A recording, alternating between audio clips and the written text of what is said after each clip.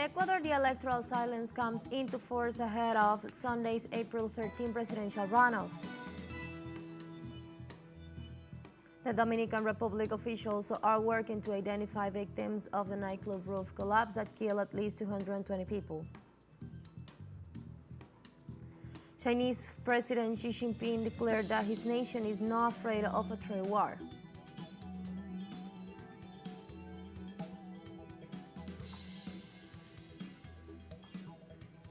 Hello and welcome to From the South. I'm Ana Marrero from the teleSUR headquarters in Caracas, Venezuela. We'll begin with the news. Stay with us.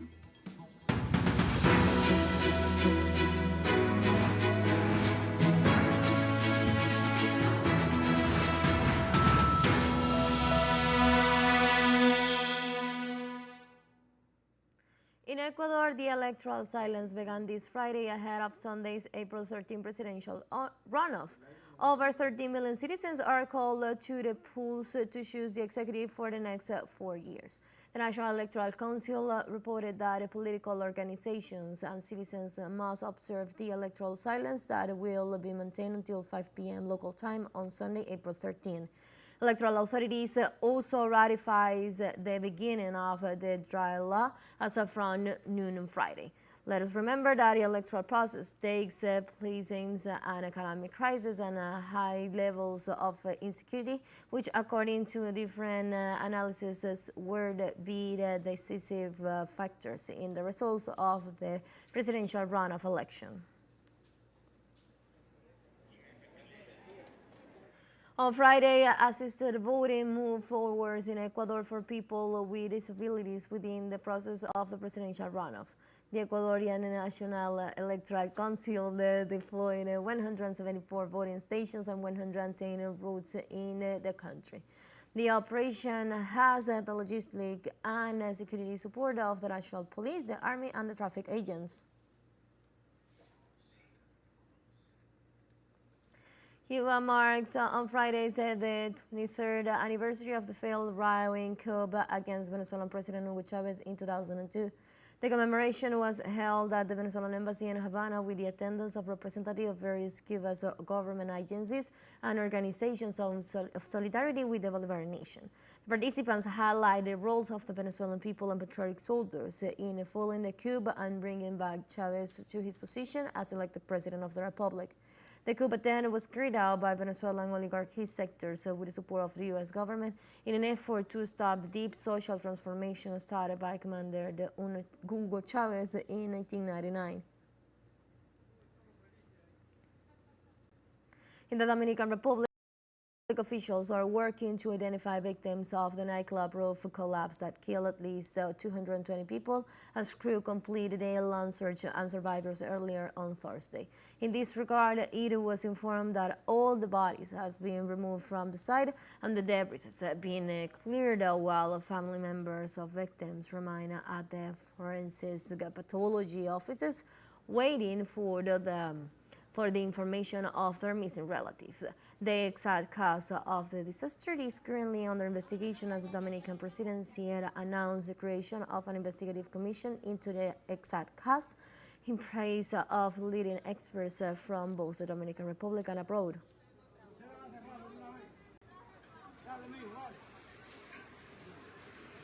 In this context, relatives of the victims accuse authorities of delaying in releasing the bodies after they have been waiting for more than 72 hours in tent setups at the main entrance of the coroner office for the remains of their loved ones to be delivered.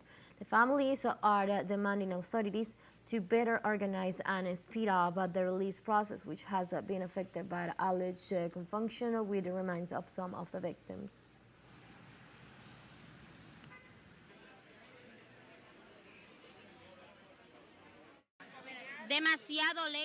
The process here is too slow, too slow.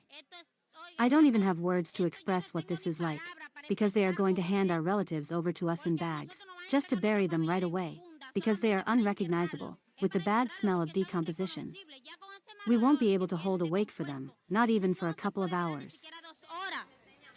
In this regard, on April the 8th, 2025, Music fell silent with the tragic death of Ruby Perez, the most powerful voice in merengue. The musician was performing at the Jatsa nightclub in Santo Domingo at the time when the ceiling collapsed, claiming more than 200 lives. Our correspondent Days into Sands with the details.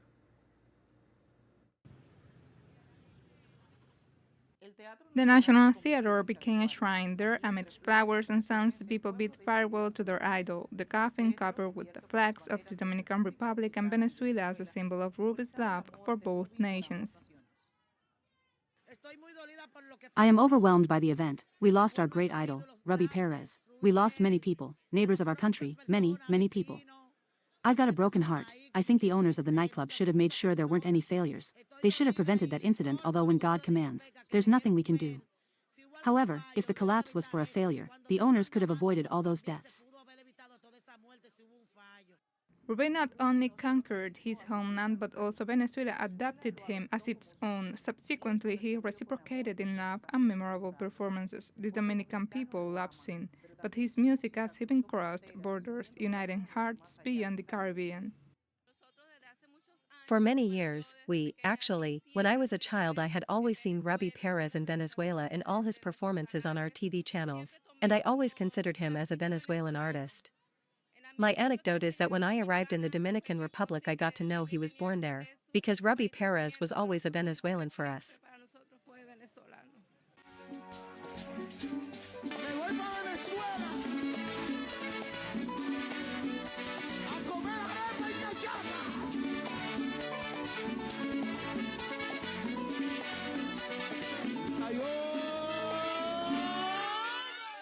Roberto Antonio Pérez Herrera, alias Ruby Perez, was born in Jaina in 1956.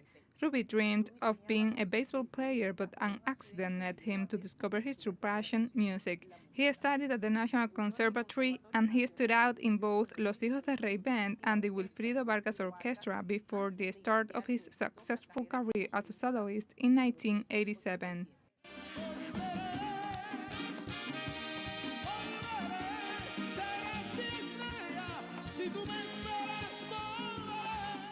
With hits such as Volveré, Enamorado de ella, and Buscando tus besos, Ruby Perez became the ambassador of merengue. His gold and platinum records in Venezuela and international awards are part of his legacy. In his last farewell, his fans came and sang his tracks to remember him with the joy that characterized him.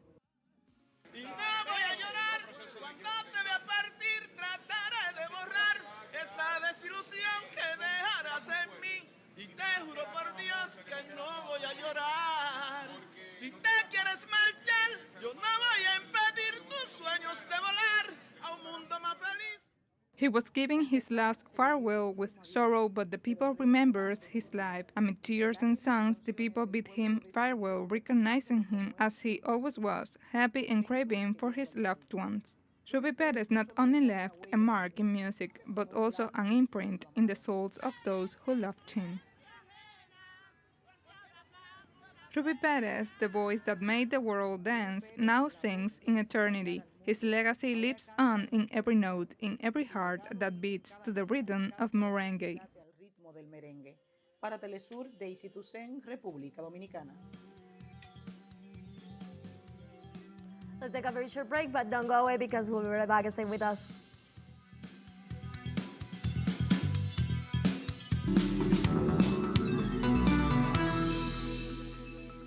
Welcome back to From the South. In Venezuela, the Ministry of Electric Energy denounced through a press release a new terrorist attacks against the equipment of the National Electric Corporation, Corpo-Elect. The community expressed that today, Friday, April 11, we denounced that our national electric system was suffered a new terrorist and fascist attacks. However, the situation was attended to and the system was immediately restored. At this hour, we informed the entire country that 3 individuals have been arrested, have been identified as the perpetrators of this evade, and everything points to the extremist sectors of the Venezuela right wing that wants to harm the Halloween holiday of our people.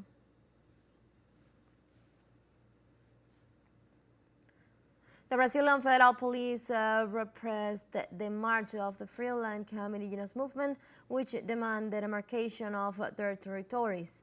Indigenous activists gathered in front of the National Congress in rejection to the decision of legislators to deny the demarcation of their land. Demonstrators were attacked by police officers who tried to disperse the protests with tear gas bombs.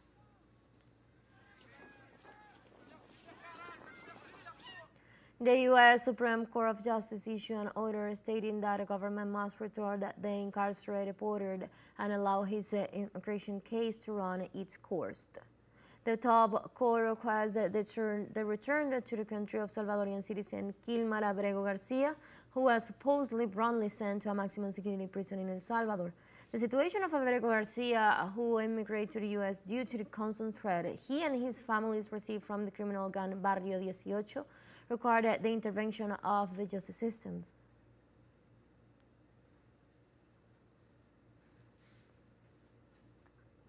Meanwhile, dozens of migrants leave New York shelters for fear of massive deportations by the United States government. Immigration authorities in New York also announced the closure of hotels and other facilities used as shelters in the last 2 years of a wave of migration.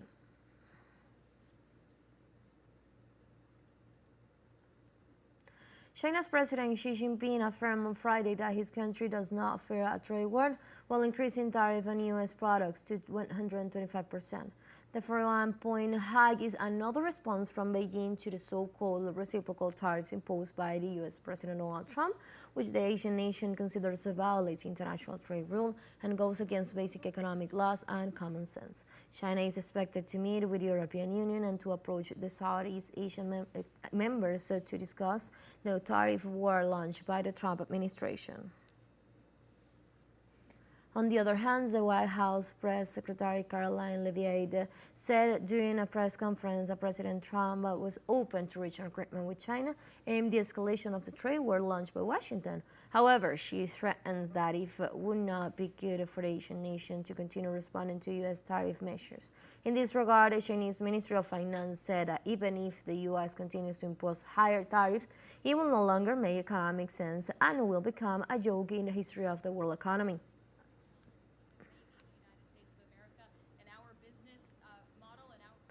Let's take a last break, but before we invite you to stay because we'll be right back.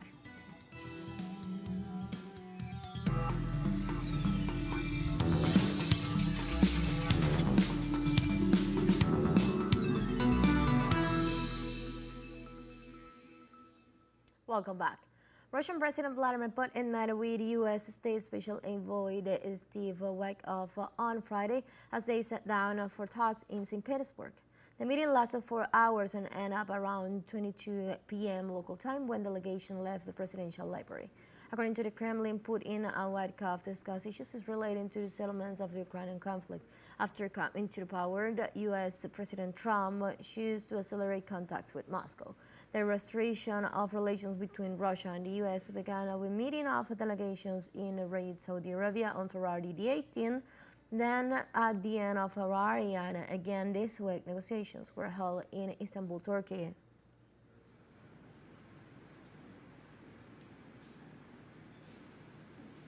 The first edition of the Diplomacy Forum 2025 started in the city of Antalya in Turkey with the theme Recovering Diplomacy in a Framework World.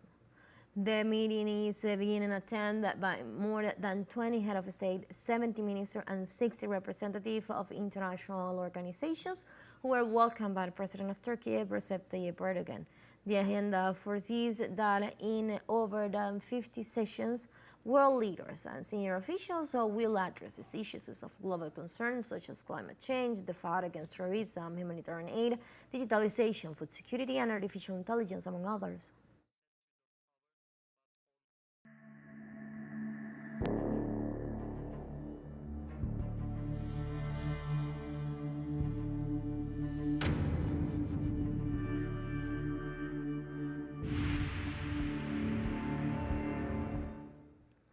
Moving on, the United Nations Agency for Palestine Refugees in the Near East warns that a worsening food crisis affecting more than 2 million Palestinians.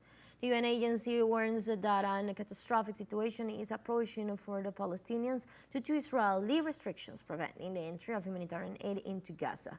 Authorities add that available supplies will run out in days, threatening the life of Palestinians who will face an unprecedented famine. This agency also warns of the risk of ecological catastrophe due to the buildup of waste, the bombardments that pollute the water, and pests causing diseases and epidemics.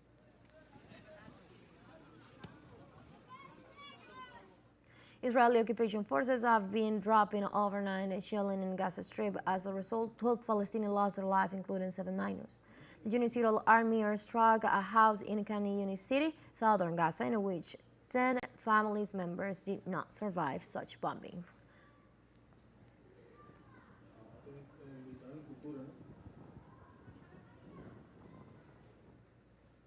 The United Nations denounced the occupation of at least 11 positions in Syria and Golan by the Israeli regime in a flagrant violation of the 1974 agreement to withdraw its troops. The UN reported that dozens of Israelis were stationing in Syrian territory or in the militarized zones which divides the Israeli-occupied area in the Syrian Golan Heights. In this sense, the multilateral organization points out that Israeli violations do not end, they extended the civilian population handling agricultural work.